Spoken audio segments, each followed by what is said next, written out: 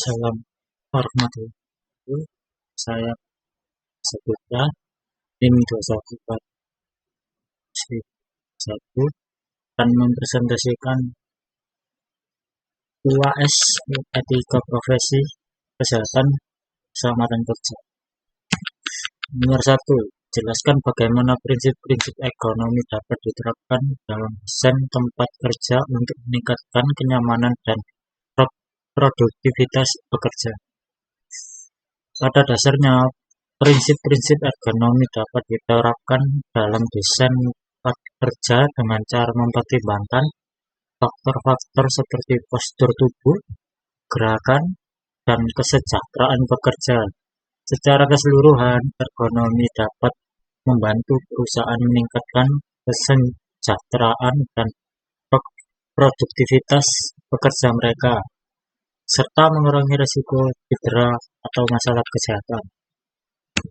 Kedua, sebutkan dan jelaskan beberapa contoh kasus di mana ergonomi yang buruk dapat menyebabkan cedera atau masalah kesehatan pada pekerja.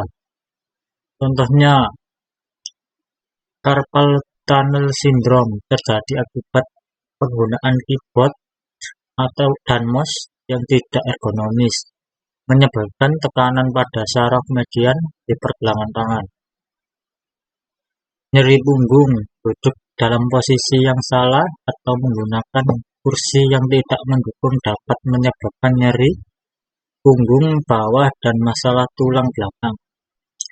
Ketegangan mata, pencahayaan yang buruk atau layar komputer yang tidak ditempatkan dengan benar dapat menyebabkan ketegangan mata dan sakit kepala. Cedera bahu dan leher, mengangkat beban yang berat atau bekerja dengan posisi tangan yang tidak alami dapat menyebabkan cedera pada bahu dan leher. 3. Jelaskan apa itu aborometri dan bagaimana cara kerjanya. Aborometri adalah teknik pengukuran antropometris yang digunakan untuk mengukur dimensi tubuh manusia. Pengukuran ini penting dalam desain ergonomis untuk memastikan bahwa peralatan dan lingkungan kerja sesuai dengan ukuran dan bentuk tubuh pengguna. Cara kerjanya, aborometri melibatkan pengukuran berbagai bagian tubuh seperti tinggi badan, panjang lengan, panjang kaki, lebar bahu, dan lingkar pinggang menggunakan alat ukur seperti pita pengukur, kaliper, dan perangkat elektronik lainnya. Nomor 3. Berikan contoh aplikasi aborometri dalam berbagai bidang seperti di tempat kerja. Desain peralatan kerja, dalam desain meja dan kursi yang sesuai dengan ukuran tubuh pengguna. Pakaian dan alat pelindung, membuat pakaian kerja dan alat pelindung diri APD yang sesuai dengan ukuran dan bentuk tubuh pekerja. Industri otomotif, mendesain interior kendaraan yang nyaman dan aman bagi pengendara dan penumpang. Olahraga, mengembangkan peralatan olahraga yang disesuaikan dengan dimensi tubuh atlet untuk meningkatkan kinerja dan mencegah cedera. Nomor 5. Apa saja kelebihan dari kekurangan penggunaan aborometri? Kelebihan: penyesuaian optimal, memungkinkan penyesuaian peralatan dan lingkungan kerja dengan dimensi tubuh pengguna. Peningkatan kesehatan dan produktivitas, mengurangi risiko cedera dan meningkatkan kenyamanan seperti produktivitas pekerja.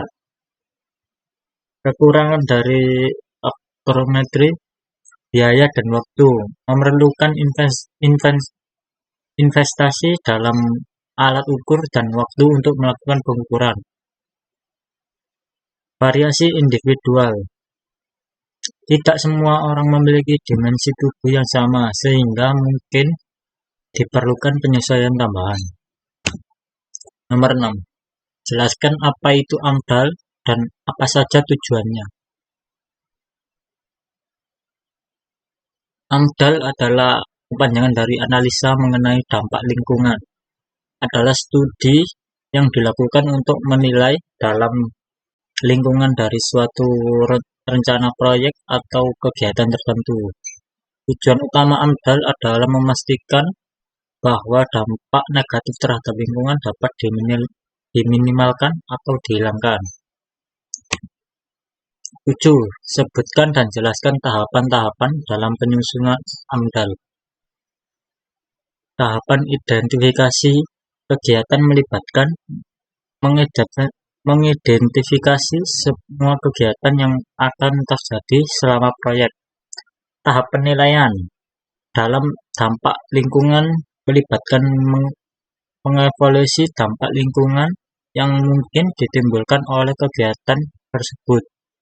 Tahap pengambilan keputusan melibatkan mengidentifikasi tindakan yang dapat diambil untuk mengurangi dampak lingkungan yang diidentifikasi. Tahap pemantauan dan evaluasi melibatkan memantau dan mengevaluasi dampak lingkungan dari kegiatan tersebut sepanjang proyek. 8. Apa saja faktor yang perlu dipertimbangkan dalam penyusunan AMDAL? Faktor-faktor yang perlu dipertimbangkan dalam penyusunan AMDAL adalah kondisi ekologi, dampak terhadap flora dan fauna dan ekosistem lokal, kondisi sosial dan ekonomi, dampak terhadap masyarakat setempat, mata pencaharian dan daya, kualitas udara dan air, dampak terhadap kualitas udara dan air di sekitar proyek, kesehatan masyarakat, dampak terhadap kesehatan penduduk sekitar, regulasi dan kebijakan, kepatuhan terhadap peraturan dan kebijakan lingkungan yang berlaku. 9. Sebutkan dan jelaskan beberapa jenis APD yang umum digunakan di berbagai industri. Jenis APD yang umum digunakan di berbagai industri adalah helm pengaman, melindungi kepala dari benturan dan jatuhan benda keras. Sarung tangan, melindungi tangan dari bahan kimia, panas, atau benda tajam.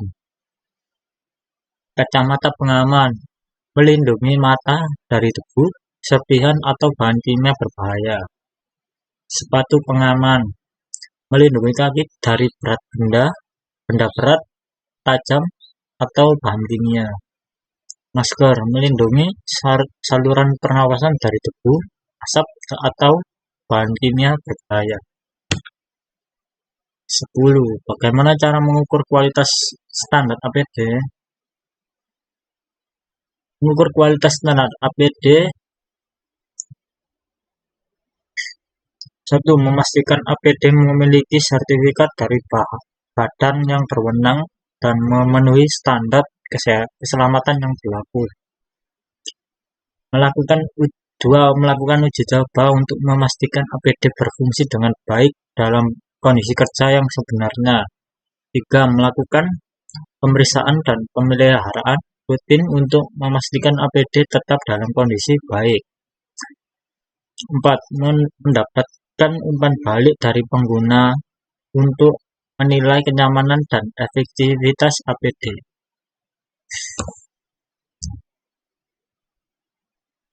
Dan itu saja dari saya. Wassalamualaikum warahmatullahi wabarakatuh.